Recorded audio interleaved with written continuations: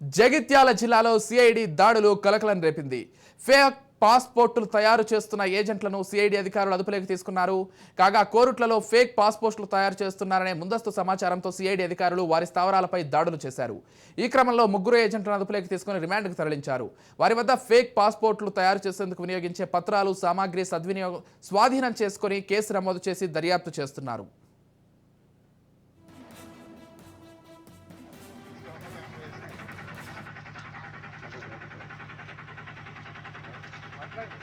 sir ఆయన sir